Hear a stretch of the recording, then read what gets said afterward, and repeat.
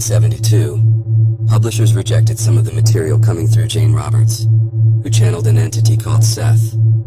They called it too radical for public consumption. Seth wasn't a typical spiritual guide. He was a precise, systematic teacher, offering step-by-step explanations of consciousness. He contradicted much of what mainstream religion and science claimed about life, death, the nature of reality, and the multidimensional self. During these sessions, Jane Roberts channeled Seth while her husband, Robert Butts, carefully recorded the material. Over the years, this collaboration produced dozens of books, now known collectively as the Seth Material, covering a wide range of topics including the nature of consciousness, parallel realities, the process of reincarnation, the meaning of dreams, and the role of beliefs in shaping experience.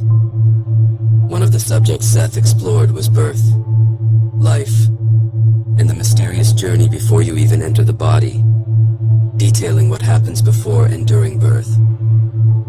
He described how consciousness gradually attaches to the forming body, how personalities choose their parents, and how the moment of birth is far more than a physical event.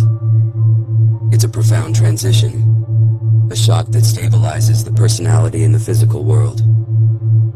What makes these teachings so revolutionary? They reveal that life is far more multidimensional than we ever imagined, that consciousness exists beyond matter, and that your experience in the womb and at birth is just one part of a vast, unfolding reality.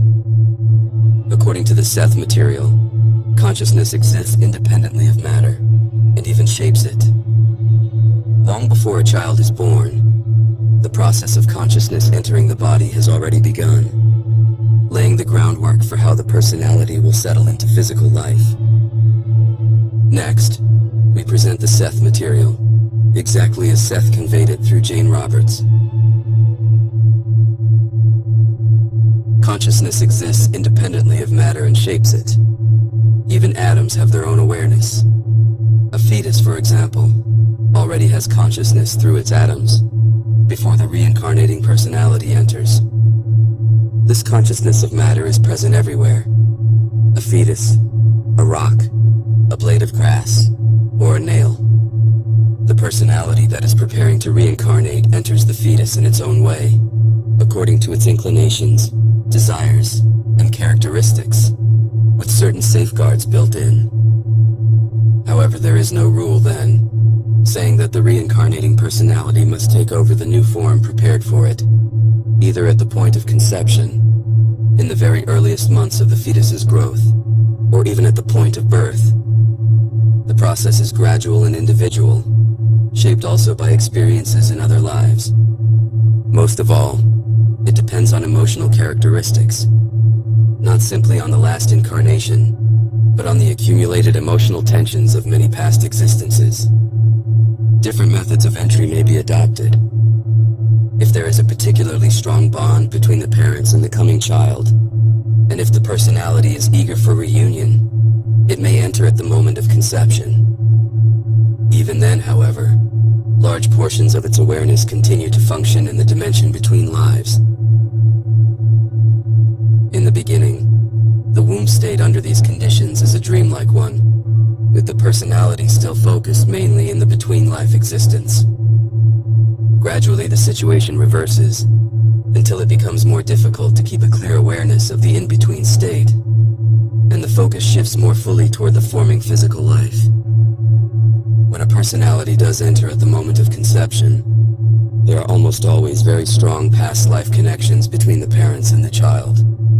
Or else, there is an intense, nearly obsessive urge to return to Earth, either for a specific purpose, or because the reincarnating personality is presently obsessed with earthly existence. This is not necessarily negative. In many cases, it only means that the personality knows it adapts well to physical life, is presently Earth-oriented, and sees the earthly environment as fertile ground for the growth of its abilities. Still, some personalities enter at conception for motives that seem less valid, such as greed, or an obsessive drive rooted in unresolved conflicts. On the other hand, Personalities that never feel fully at home in physical life may delay their entry. They can remain partially detached from the body for a time, even after birth, never committing themselves completely at once.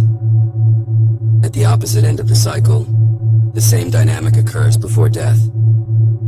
Some personalities gradually withdraw focus from physical life and leave the body consciously, while others stay closely bound until the very last moment. In any case, during early childhood, the personality's focus is not constant within the body. Attention moves back and forth until the new identity has stabilized. All of this is not random. Decisions are made in advance. The personality awaiting incarnation is always aware when conception takes place, for it has been anticipating it. Whether or not it chooses to enter at that moment, it is irresistibly drawn by time, by place, and by flesh itself.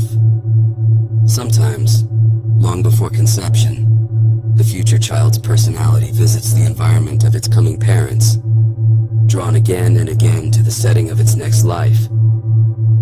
This too is natural. Usually between lives, you choose your children ahead of time, and they choose you as parents.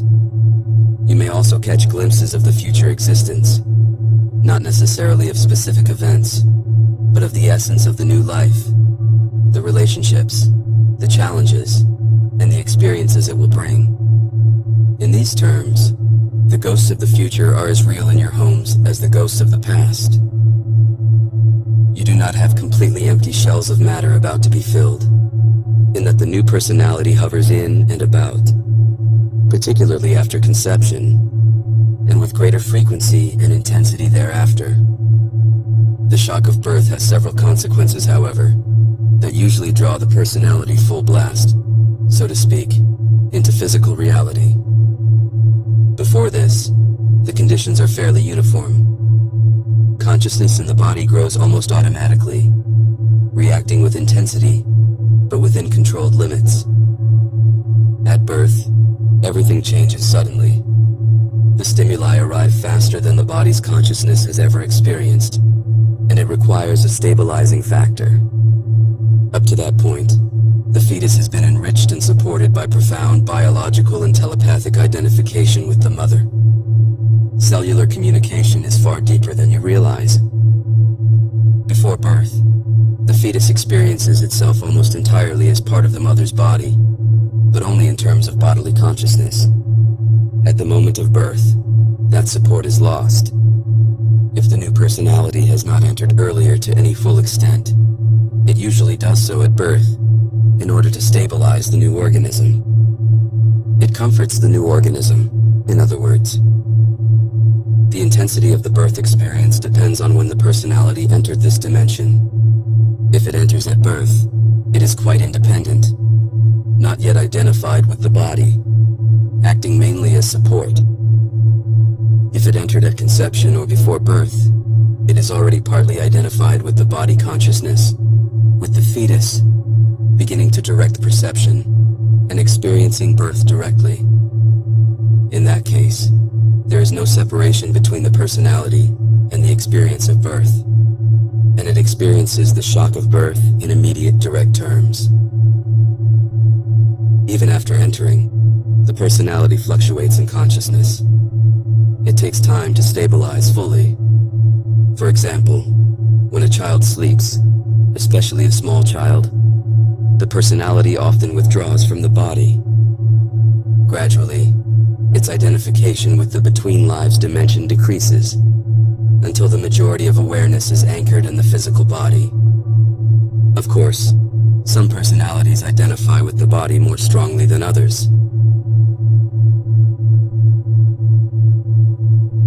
In the early years, the personality's control over the body is weak, but it gradually strengthens. Sometimes a personality chooses a body that is not aesthetically pleasing. In such cases, it may never fully identify with the body. Even though the life serves its intended purpose, there remains a basic sense distance between the body and the personality within it. Those mentioned earlier who enter at the point of conception are usually highly eager to experience physical existence. They develop quickly and soon display strong individual characteristics. They cling to the body and shape it, exerting vigorous control over matter. These personalities typically remain fully present in the body and often leave it only through sudden death, sleep, or a brief illness.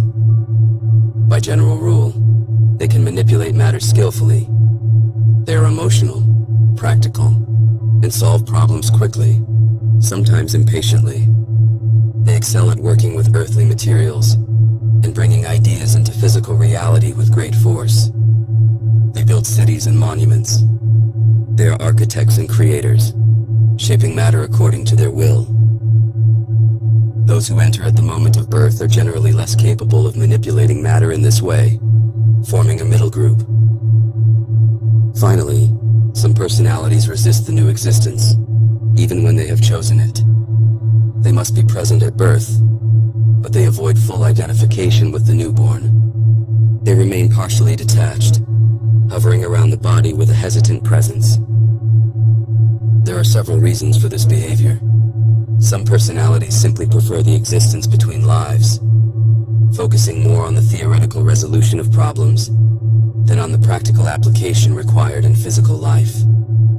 Others discover that physical existence does not meet their needs as they expected, and find they progress more effectively in other realms of reality. Because of their nature, some prefer to maintain a certain distance from their physical life. They are more interested in symbols and ideas, viewing earthly life as highly experimental. They approach it almost with a jaundiced eye, so to speak. Rather than manipulating matter, they are curious about the way ideas manifest in it. In general, they feel most at home in the realms of thought, philosophy, and intangible realities. They are thinkers who remain somewhat detached. Poets and artists share aspects of this nature, though they often appreciate the physical values of earthly life more deeply. Attitudes toward the body can therefore vary widely. You can choose different types of bodies, yet the total being always carries certain preferences and characteristics, giving each life its own unique flavor. Each inner self, adopting a new body, imposes upon it and upon its entire genetic makeup memory of the past physical forms in which it has been involved. Now, the present characteristics usually overshadow the past ones. They are dominant, but the other characteristics are latent and present, built into the pattern. The physical pattern of the present body, therefore, is a genetic memory of the self's past physical forms, and of their strengths and weaknesses. Often you can call up a past strength of a previous body to help compensate for a present weakness. The body does not only carry memory biologically of its own past condition in this life, therefore, but indelibly with it, even physically, are the memories of the other bodies that the personality has formed in previous reincarnations. A crisis, particularly in very early or very late life, may so shatter the personality's identification with the body that he vacates it temporarily. He may do one of many things. He may leave so completely that the body goes into coma, if the body consciousness has also suffered shock. If the shock is psychological, and the body consciousness is still operating more or less normally, then he may revert to an earlier reincarnational personality. In such a case, this is simply a regression that often passes.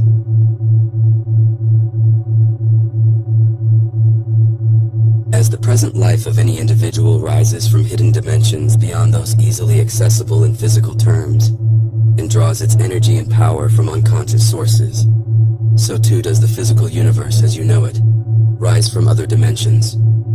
It has its source there, and derives its energy from deeper realities. Each mental act opens a new dimension of actuality. In a manner of speaking, your slightest thought gives birth to worlds. This is not a dry metaphysical statement. It should stir within you the strongest feelings of creativity and speculation. It is impossible for any being to be sterile, for any idea to die, or any ability to go unfulfilled.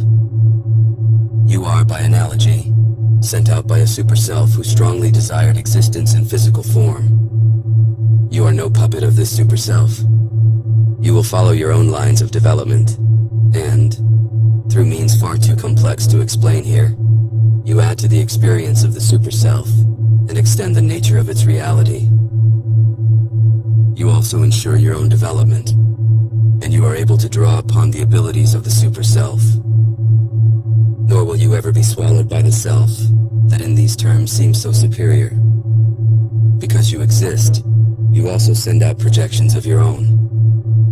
There is no end to the reality of consciousness, nor to the ways it can materialize. Nor is there any end to the developments possible for each identity. Even the mortal self is far more miraculous and wondrous than you perceive, and possesses far more abilities than you ascribe to it. That energy projected from your super self, that spark of intense identity that led to your physical birth, resembles what has been called the soul, but it tells only part of the story. While you continue to exist and develop as a person, your whole self, or soul, holds such vast potential that it can never be fully expressed through a single personality. You are presently focused not only in your physical body, but within a particular frequency of events that you interpret as time. Other historical periods exist simultaneously, in forms quite as valid, and other reincarnational selves. You simply are not tuned to those frequencies. Your scientists are finally learning what philosophers have known for centuries, that mind can influence matter. They still have to discover the fact that mind creates and forms matter. Now your closest environment, physically speaking, is your body. It is not like some mannequin shape in which you are imprisoned, that exists apart from you like a casing. Your body is not beautiful or ugly, healthy or deformed, swift or slow, simply because this is the kind of body that was thrust upon you indiscriminately at birth. Instead, your physical form, your corporeal personal environment, is the physical materialization of your own thoughts, emotions, and interpretations. Quite literally, the inner self forms the body by magically transforming thoughts and emotions into physical counterparts. You grow the body. Its condition perfectly mirrors your subjective state at any given time. Using atoms and molecules, you build your body, forming basic elements into a form that you call your own. You are intuitively aware that you form your image, and that you are independent of it. You do not realize that you create your larger environment in the physical world as you know it, by propelling your thoughts and emotions into matter, a breakthrough into three-dimensional life. The inner self, therefore, individually and en masse, sends its psychic energy out, forming tentacles that coalesce into form. Each emotion and thought has its own electromagnetic reality, completely unique. It is highly equipped to combine with certain others, according to the various ranges of intensity that you may include. In a manner of speaking, three-dimensional objects are formed in somewhat the same way that the images you see on your television screen are formed, but with a large difference. And if you are not tuned into that particular frequency, you will not perceive the physical objects at all. Each of you act as transformers, unconsciously, automatically transforming highly sophisticated electromagnetic units into physical objects. You are in the middle of a matter-concentrated system, surrounded, so to speak, by weaker areas in which what you would call pseudomatter persists. Each thought and emotion spontaneously exists as a simple or complex electromagnetic unit, unperceived as yet by your scientists. The intensity determines both the strength and the permanency of the physical image into which the thought or emotion will be materialized.